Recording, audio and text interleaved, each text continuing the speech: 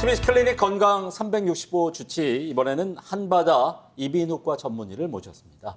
안녕하십니까? 안녕하십니까. 칠곡 가톨릭병원 이비인후과 과장 한바다입니다. 네. 보통 이비인후과 하면 우리가 찬바람 부는 겨울철에 많이 간다 생각하는데 저 같은 경우에는 여름을 또 많이 찾게 되는 그런 진료 과목이더라고요. 에어컨 바람을 쐬다 보니까 늘 기침도 나고 코도 막힌 것 같은데 저 같은 환자들이 또 많이 있나요? 예, 여름에 그 냉방병이라고 하죠. 예. 실내 기온과 실외 기온이 차이가 많이 나서 우리 몸의 항상성이 깨지는 경우에 냉방병이 생기게 됩니다. 주로 이제 기침, 콧물, 가래, 피로감 같은 감기와 비슷한 증상이 나타나게 됩니다. 예. 여기서 삐리삐리 명탐정 철원이가 오랜만에 과장님에 대해서 또 네. 조사를 했습니다. 병원 안에서요 작년 7월 이맘때죠 이달의 친절 의료인으로 예. 선정이 되셨어요. 예. 우리 직원분들께서 칭찬을 이렇게 해주셨어요. 네. 환한 미소와 친절함 때문에 꼭 한 표를 드리고 싶다. 그리고 모르는 것이 있을 때는 항상 잘 설명해 주시고 미소로 응대해 주신다. 어머나.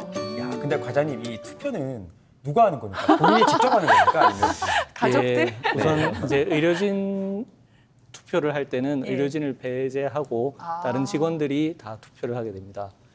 그리고 이 투표는 그 영광스럽게 제가 그 달에 선정이 되었는데요. 와.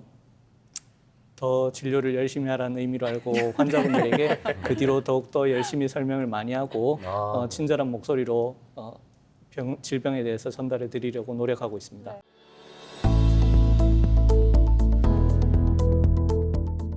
환자분은 지금 비중격이 한쪽으로 휘어져 있으셔서 지금 휘어진 쪽으로 코막힘이 생기십니다. 비중격 교정술을 하면은 코막힘이 많이 개선될 수 있을 것 같습니다. 만약에 냄새도 맡을 수 없고 숨을 제대로 쉴 수가 없다면 어떻게 살 수 있을까요? 우리의 코는 양쪽 콧구멍을 통해 번갈아가며 일을 한다고 합니다. 즉 오른쪽 코가 작동하는 동안 반대쪽 코는 휴식을 취한다는 거죠.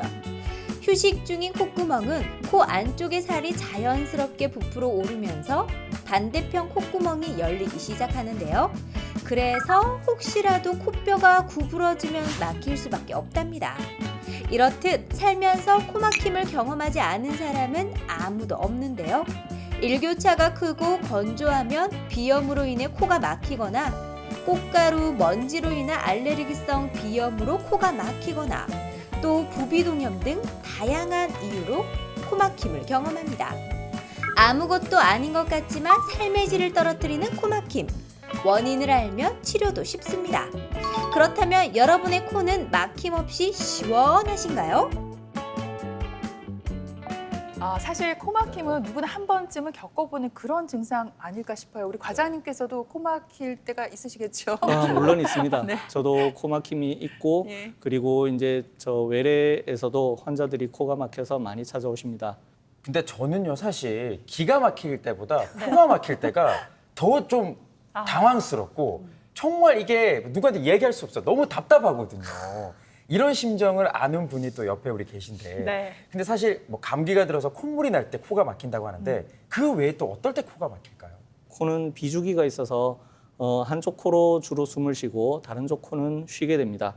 6시간에서 8시간 정도 교대로 사이클이 생기고 이때 답답함이 생길 수가 있습니다. 그리고 잘 때 한쪽으로 누워 주무시는 분들은 중력이 더해져서 비주기와 중력이 더해지는 경우 답답함이 심해질 수가 있습니다. 이런 경우에는 대부분 생리적 코막힘이기 때문에 이런 것 때문에 병원에 오시는 경우는 흔하지는 않습니다. 병원에 오는 경우는 본인이 생각하였을 때 병적으로 아주 심하게 막힌다거나 다른 질환이 있다고 의심이 될 때 오게 되는데요. 코막힘의 원인을 분류할 때 실제 비강이 좁아져서 막히는 경우가 있고 비강의 공기 흐름이 저하되어서 답답함을 느끼는 경우가 있습니다. 첫 번째의 경우는 우리가 흔하게 알고 있는 비염, 부비동염, 비중격 만곡증, 그리고 비강 내에 물혹이 있거나 종양이 있거나 이런 경우에 그리고 또 비밸브 협착이 있는 경우에 협착이 있는 경우를 볼 수가 있고요. 비강의 공기 흐름이 저하되어 답답함을 느끼는 경우에는 비중격 천공, 비강내 유착, 위축성 비염 등이 있을 수 있습니다. 사실 저는 제가 그 약간의 비염이 있다는 거를 진짜 불과 얼마 전에 알았거든요. 저는 그냥 이 세상 모든 사람들이 코가 조금씩 다 막혀서 살아가는 줄 알았어요. 아니 근데 진짜 요즘 들어서 그 비염 환자가 갈수록 증가하고 있다고 하던데 이거 왜 그런 거예요? 예, 비염 환자 수는 매년 증가하는 추세에 있습니다. 통계에 따르면 2018년에 보고된 바로는 21만 3천 명 정도로 2010년보다 약 27% 정도 증가되었다고 알려져 있고요. 특히 겨울에 미세먼지나 먼지가 많은 경우에 더 증가한다고 알려져 있습니다. 그리고 깨끗한 곳보다 오염된 공기가 있는 곳에서 알러지 비염이 약 4배 정도 증가한다고 보고되고 있습니다. 또 비염을 일으키는 원인 중에 코뼈가 휘어서 비염이 생긴 분도 있다고 하더라고요. 네. 이런 분들은 또 숨길이 막혀서 잘 때 네. 코골이 증상도 보이는데 그러면 코 수술을 이렇게 해서 똑바로 세워주면 비염도 해결되고 코골이도 해결되는 거 아닐까요? 네. 예, 먼저 비중격에 대해서 말씀드리겠습니다. 네. 예, 비중격은 코의 가운데에 있는 구조물로서 오른쪽 콧구멍과 왼쪽 콧구멍을 나누는 뼈와 연골로 구성된 구조물입니다. 이 비중격이 휘어져 있는 경우에는 한쪽으로 휘어지기 때문에 좁아진 쪽이 생기고 넓어진 쪽이 생기게 됩니다. 이 좁아진 쪽이 코가 많이 막힌다면은 비중격 만곡증 때문에 코가 막히는 것이므로 비중격 만곡증 수술을 한다면은 코 막힘이 해결이 될 것입니다. 하지만 비중격 만곡이 있다고 해서 무조건 수술을 하는 건 아니고 비중격 만곡이 있다 하더라도 본인이 생활에 크게 불편함이 없다면은 반드시 수술을 할 필요는 없습니다. 코골이는 비중격 만곡증이 하나의 원인이 될 수 있는데요. 네. 코골이의 원인이 비중격 만곡증만이 원인이 된다면은 수술 시 코골이가 교정이 되겠으나 코골이는 원인이 매우 다양하기 때문에 다각적인 원인을 발견해서 교정이 필요합니다. 네. 비중격이라고 들으면 네. 이게 뜻이 어려운데 근데 북한어 제가 의학 용어를 예전에 우와. 본 적이 있어요. 네. 코 사이 벽이라고 나와 있더라고요. 아. 너무 쉽더라고요. 코 예. 사이 벽. 네. 근데 사실 이 비중격 수술 받으면 콧대가 좀 보기에는 바르게 되니까 오 그러면 일석이조 아닙니까? 성형 수술을 한 듯한 느낌이 들 것 같은데요. 예, 흔히들 비중격 수술 상담을 오실 때 겉에 보이는 뼈도 같이 바로잡아지나요? 이렇게 많이 물어보십니다. 하지만 비중격은 비내에 있는 구조물이기 때문에 비중격 교정술을 한다고 해서 밖에 보이는 뼈가 교정되지는 않습니다. 외비 교정술은 성형 수술에 들어갑니다. 성형 수술을 할 때 비중격 교정술을 같이 하는 경우도 있습니다. 비중격 교정술을 하면은 안에 있는 연골을 일부를 제거를 하게 되는데 성형 수술을 할 때 그 일부의 재료로 쓸 수 있어서 같이 하는 경우가 좋은 경우가 있습니다. 그리고 비중격 교정술을 하게 될 때 만곡이 아주 심한 경우에는 뼈와 연골 절제를 많이 해야 되는 경우가 있습니다. 이때 콧등이 내려앉는 안장코라고 해서 변형이 생길 수가 있는데 이런 때는 콧등을 높이는 그 늑연골이나 실리콘, 고어텍스 등을 사용해서 성형 수술을 같이 해야 되는 경우도 있습니다. 들어보니까 코막힘의 원인이 진짜 다양한 것 같습니다. 사실 뭐 우리가 감기로 인한 코막힘은 약만 먹으면 해결이 되지만 뭐 아까 뭐 앞서 말씀하셨던 뭐 비염, 뭐 부비동염, 또 무록 이런 것들은 정말 다양한 원인으로 생기는 이제 코막힘이다 보니까 이런 질환들을 치료를 해야 이제 나을 것 같은데 그럼 이거는 이제 수술을 하면 치료가 딱 되는 건가요? 예, 수술로 모든 것이 해결되면 가장 좋을 것 같지만 수술만이 무조건적인 해결책은 아닙니다. 특히 비염 같은 경우에는 잘 낫지 않는다는 편견이 많이 있습니다. 비염 치료를 어릴 때 좀 해보고 증상이 반복되고 또 치료를 했지만 다시 증상이 반복됨으로 해서 비염은 낫지 않는 건가 하는 생각에 아예 비염이 있다 하더라도 병원에 오지 않는 경우가 생깁니다. 하지만 비염은 우리가 병원에 와서 약물 치료를 하고 집에서 코 세척, 스프레이 치료를 지속적으로 했을 때 증상의 호전이 많이 보이고 치료를 열심히 하는 분들이 나중에 치료 경과가 더 좋게 됩니다. 그리고 급성 부비동염이 있는데 급성 부비동염인 경우에는 약물 치료가 우선입니다. 하지만 급성 부비동염이 자주 반복된다거나 무록이 동반된 만성 부비동염 같은 경우 또는 곰팡이성 부비동 같은 경우에는 수술이 필요합니다. 그리고 비중격 천공이나 비강내 유착 등이 있을 수 있기 때문에 CT나 비강 내시경 등을 통하여 확인을 하여 정확하게 진단을 하는 것이 중요하다고 할 수 있겠습니다. 저도 사실 개인적으로 비염이 있어서 봄이나 가을에는 이제 코 스프레이를 이렇게 뿌려가지고 코막힘 이걸 좀 일시적으로 해소하기도 하는데 그럼 코막힘의 약물 치료 같은 경우에 어떻습니까? 기본적으로 코 스프레이를 좀 사용하면 되는 건가요? 이게 종류도 좀 다양하다고 얘기를 들었는데 또 너무 많이 사용하면 또 부작용은 없을지 그것도 걱정이 되고요. 예, 스프레이는 저희가 세 종류로 분류를 크게 해볼 수 있는데요. 가장 흔한 것이 비강점막 수축 스프레이입니다. 저희가 TV 광고에서도 흔히 볼 수 있고요. 약국에서도 쉽게 구매를 할 수 있습니다. 효과가 아주 즉시적이고 네. 강력하게 나타나기 때문에 환자분들이 이비인후과 오기 전에 아주 많이 써보고 내원을 하십니다. 하지만 이 비강점막 수축 스프레이는 단순 코막힘에만 효과가 있고 누적 효과는 좀 떨어지는 편입니다. 처음 사용하였을 때는 아주 강력한 효과가 있지만은 너무 자주 사용하거나 오랜 기간 사용하였을 때는 효과가 매우 떨어지게 됩니다. 그리고 두 번째로는 스테로이드 스프레이가 있습니다. 스테로이드는 아까 녹내장에서도 약간 언급이 되었지만 녹내장의 원인이 되기도 하고요. 스테로이드라는 말 자체가 아주 좀 위험한 약이 아닐까 이렇게 걱정하고 오시는 분들이 많습니다. 네. 하지만 이게 스프레이 제제는 전신 효과가 아주 미미하여서 당뇨 환자도 안전하게 쓸 수 있는 스프레이입니다. 이 스테로이드 스프레이는 전문의약품으로 분류되어 있어서 처방전이 있어야지 살 수 있고 장점으로는 누적 효과가 좋아서 처음 사용하였던 시기부터 매일 사용을 한다면 한 일주일쯤 뒤에 거의 최고 효과가 나타나고 그 뒤로는 하루에 한 번만 사용을 하여도 비염의 유지에 아주 효과적입니다. 그리고 코막힘뿐만 아니라 비염, 부비동염의 치료에도 효과적이라고 볼 수 있습니다. 그리고 항콜린성 스프레이가 있는데요. 항콜린성 스프레이는 식사를 할 때 갑자기 콧물이 두두두 떨어지는 물처럼 떨어지는 경우가 있고 그다음에 에어컨 바람을 조금이라도 쐬면 갑자기 콧물이 나는 경우가 있습니다. 이런 경우에 사용을 하는데요. 주로 식전 30분에 사용을 하게 되고 이 약품도 전문의약품으로 분류되어 있어서 처방을 받아야 사용할 수 있습니다. 예, 오랫동안 장기간 사용을 하였을 때 더 효과가 좋다고 알려져 있습니다. 그렇군요. 예. 스프레이를 받았을 때 저는 며칠만 사용하고 말았는데 그러면 네. 또 안 될 것 같습니다.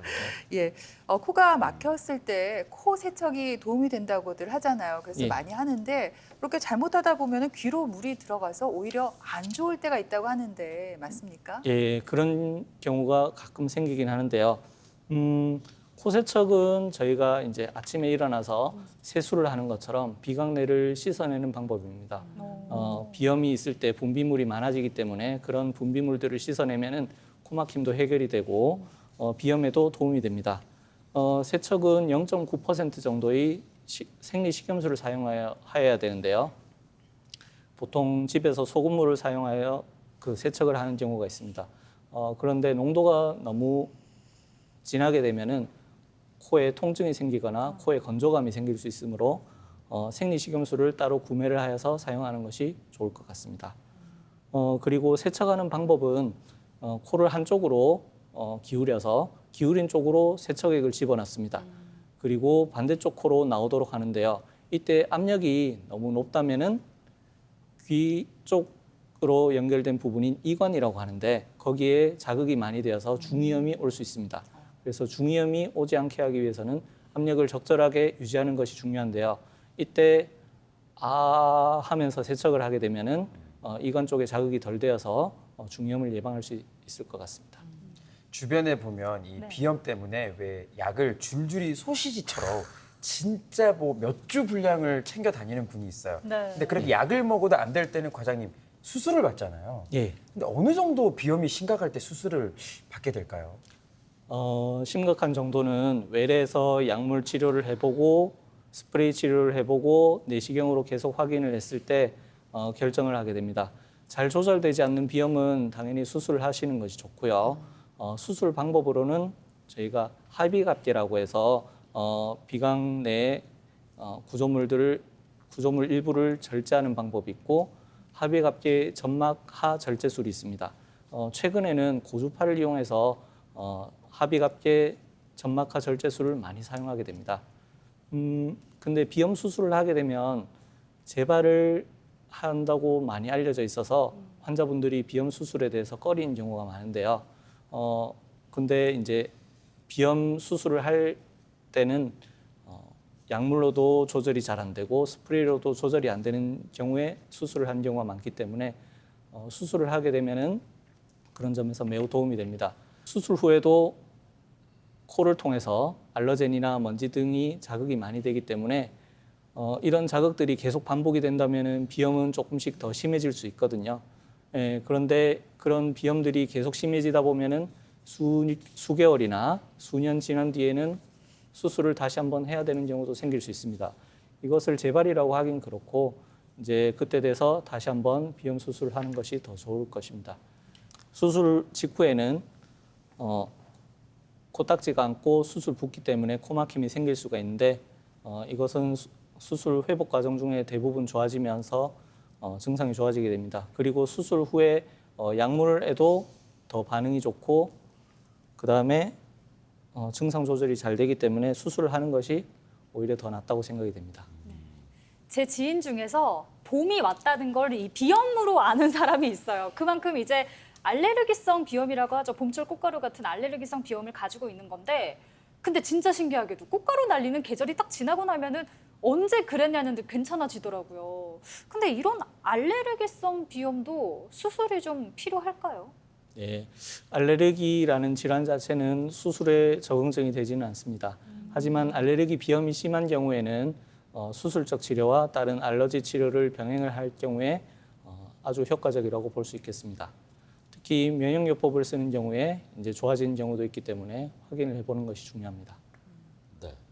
특히나 이제 어린이들 같은 경우에는 요즘에 어린이들 우리 아이들이 몸이 약한 애들이 많아요. 네. 그래가지고 알레르기성 비염을 앓는 그런 친구들이 많은데 어린이도 이 비염 수술이 가능한가요? 어떻습니까? 어린이들은 아주 심한 경우에는 할 수 있겠지만 대부분 수술은 하지 않고 약물 치료나 스프레이 치료를 하게 됩니다. 특히 어린이들은 면역요법에 해당되는 경우가 많기 때문에 면역요법을 쓰는 경우도 있습니다. 네. 그리고 부비동염은 대부분 약물 치료로 호전이 된다 이렇게 알고 있어요. 근데 또 그렇지 않을 경우 또 수술이 필요한 경우도 있을까요? 네, 부비동염은 급성 부비동염 같은 경우에는 대부분 약물 치료가 원칙입니다. 하지만 급성 부비동염이 반복되거나 물혹이 동반된 경우 그리고 곰팡이성 부비동염이 있는 경우에는 수술적 치료가 원칙입니다. 근데 부비동염 수술 받은 분들 제가 네. 얼핏 들어보니까 이 수술이 엄청 아프다고 얘기하더라고요. 예, 이게 진짜 아픈가요? 예, 수십 년 전에는 네. 부비동염 수술을 입술을 통해서 했었습니다. 오. 입술을 어머나. 들고 부비동염으로 접근을 하는 동안 수술 중에도 통증이 매우 심하고 수술 후에도 통증이 매우 심했습니다. 네. 그래서 지금은 그 수술법을 사용하지 않고요. 부비동 내시경 수술을 사용합니다. 부비동 내시경을 통하여 수술을 하는데 도입된 지 초기에는 지혈을 위해서 코 안에 바세린 거즈를 꽉꽉 채워 넣어서 그 바세린 거즈를 넣는 동안에도 통증이 있고 빼는 동안에도 통증이 심했었습니다. 하지만 요즘은 지혈 재료들이 많이 발달이 되어서 수술 후에는 통증이 거의 없다고 볼 수 있겠습니다. 하지만 통증과는 별개로 코를 풀거나 심한 운동을 하는 것은 제한되고 있습니다. 그렇구나. 듣기만 했는데도 제가 다 막 제 코가 아픈 것 같아요. 아니 근데 제가 아는 분은 초등학생인가 중학생 때 부비동염 수술을 했는데 재발을 해서 고등학생 때 또 수술을 했거든요. 그러니까 이게 지금 재발을 좀 꽤 하는 것 같은데 재발이 원래 좀 많은 편인지 그리고 이럴 때 꼭 재수술을 해야 하는 건가요? 예, 케이스를 보았을 때 재발을 하는 경우가 꽤 있습니다. 하지만 재발하는 경우보다는 재발하지 않는 경우가 더 많고요. 재발하는 경우에는 우리가 관련된 인자를 보았을 때 알러지, 천식, 아스피린 불내성, 그리고 화학적인 자극이 많은 곳에서 일을 하시는 분들, 그리고 술, 담배도 영향이 있다고 알려져 있습니다. 하지만 수술 후에 자기가 코에 대해서 관심을 갖고 꾸준히 이비인후과 외래에서 관리를 한다면은 재발을 하는 경우보다는 하지 않는 경우가 더 많다고 볼 수 있겠습니다. 네, 그렇군요. 저도 이제 개인적으로 코가 뭐 이렇게 썩 나쁘진 않고 그냥 그런 데를 뭐 봐줄만 하고. 네, 잘생기셨어요. 네. 네네. 네. 날렵합니다, 코가. 예, 똑똑하고 좋아 보입니다. 아, 네, 감사합니다. 근데 콧구멍이 넓어요. 그래가지고. 예. 그렇군요. 근데 코막힘은 이 콧구멍의 크기와는 상관이 없나요? 콧구멍이 크면은 덜 막힐 것 같은데. 그래도 막히더라고요. 네, 맞습니다. 콧구멍은 입구의 넓이를 보는 거기 때문에 코 안에서 공기 흐름이 어떻게 이루어지느냐가 코막힘을 결정하는 원인이 됩니다. 네. 자, 우리가 앞에서 약간 설명을 했었는데 물리적인 코막힘이 아니고 공기 흐름이 방해가 되는 코막힘이 있습니다. 예. 첫 번째로 비중격 천공이 있습니다. 저희 어렸을 때 코 안에 단추나 장난감 같은 것을 넣은 애들이 간혹 오는데 그런 경우에 그걸 빼고 나서 상처가 생겼을 때 치유가 되는 과정 중에 천공이 생긴 경우가 있습니다. 그게 성인까지 가는 경우가 있고요. 그리고 연골 연화증이라고 이런 질병을 가지고 있는 분, 그리고 비중격 교정술을 한 뒤에도 생긴 경우가 있습니다. 코 구멍에서 저 뒤에 비인두라고 부르는 곳까지 공기 흐름이 일자로 잘 이어져야 되는데 중간에 천공이 생기면은 오른쪽 콧구멍에 들어간 공기가 왼쪽으로 들어가고 왼쪽 콧구멍에 들어간 공기가 오른쪽으로 들어가면서 와류가 생깁니다. 그럼 비인두에 전달되는 공기량이 줄어들면서 코가 답답하다는 느낌이 들고 특히 천공 주위에는 딱지가 앉게 되어서 특히 더 답답하게 느끼게 됩니다. 아, 네. 그러니까 뭐 콧구멍의 크기하고 비염하고는 관계가 없는 거죠. 예, 예. 그리고 두 번째로는 비강내 유착이 있습니다. 네. 네. 그 눈물샘 수술을 하거나 비강내에 수술을 하는 경우에 이제 유착이 생긴 경우가 간혹 있는데요. 그 외에도 알 수 없는 면역 질환에 의해서 생긴 경우도 있습니다. 수술적 치료로 제거가 간단히 가능한 경우가 많고요. 재발을 하는 경우가 꽤 있기 때문에 수술 후에도 외래에서 지속적으로 관찰을 해봐야 됩니다. 그리고 마지막으로 위축성 비염이 있습니다.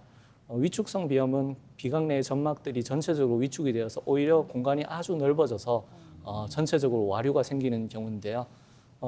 인공 삽입물을 삽입하여서 수술적 치료로 도움이 되는 경우가 많은데 주로 이제 노인분들에게 많이 생기기 때문에 이런 수술을 권하기가 쉽지는 않습니다. 네, 그렇군요. 또 요즘에는 그 네. 코 안에 바르는 연고도 있다고 그래요? 들었어요. 이게 있다면 예. 참 가지고 다니면서 바르면 편할 것 같은데 네. 예. 어떤 건가요? 연고는 주로 안연고를 사용하게 되는데 예. 코피가 잘 난다거나 코딱지가 많이 생긴 경우에 사용을 합니다. 비강을 보면은 처음에 이제 콧구멍에 코털이 나와 있는 분도 있지만 네. 코털이 있고 그 부위는 피부로 되어 있습니다. 그리고 안쪽에는 점막으로 구성이 되어 있는데 점막에 코딱지가 많이 생깁니다. 그 점막에 연고를 바르려고 하면 안 되고 코털이 있는 피부 쪽에 연고를 발라서 이렇게 코 볼을 마사지를 해서 안쪽으로 들어가도록 이렇게 하는 것이 좋습니다. 제가 최근에 SNS 광고 보니까 네. 뭐 코막힘 있는 분들 주목하세요. 이게 약간 뼈다귀 모양으로 생겨가지고 밴드가 있더라고요. 그 밴드를 붙이니까 뭐 코막힘 해결된다. 제가 광고 봤는데 예. 진짜 이런 게 좀 도움이 되나요? 예, 도움이 되는 경우가 꽤 있습니다. 운동 선수들도 운동할 때 많이 쓰고요. 하지만 이 코 밴드의 원리는 비밸브의 협착에 있는 경우에 비밸브의 확장을 통해서 코막힘을 해결하는 방법입니다. 비밸브의 협착이 있지 않는 다른 비중격 망곡이나 비염 그 이외에 질환이 있는 경우에는 그 질환을 같이 치료한 경우에 효과가 있다고 볼 수 있겠습니다. 그럼 평소에 코막힘을 좀 예방하는 방법도 있을까요? 뭐 예를 들면 이 주변에 마사지를 한다든지. 예, 특별한 방법은 없고 자기가 코에 대해서 관심을 많이 가지고 특히 요즘 SNS나 뭐 인터넷에 여러 정보들이 많기 때문에 그런 정보들이나 옆집에 누가 뭐 어떤 약을 쓰니까 어떤 음식을 먹으니까 좋다더라 네. 이런 유언비어에 흔들리지 마시고 코가 답답할 때는 이비인후과 외래를 방문하셔서 비강 내시경이나 CT 등으로 검사를 하여서 본인이 특정 질환이 있는지 확인해 보는 것이 가장 중요하리라 생각이 됩니다. 네, 네. 알겠습니다. 자, 오늘 코막힘과 관련된 소중한 정보를 함께 들어봤는데 네. 많은 궁금증이 해결돼서 코는 막혔지만 코가 뻥 뚫리는 듯한 그런 느낌마저 들었습니다. 네. 좋은 말씀해주신 한바닥 과장님, 좋은 말씀 감사드립니다. 네, 고맙습니다. 고맙습니다. 고맙습니다.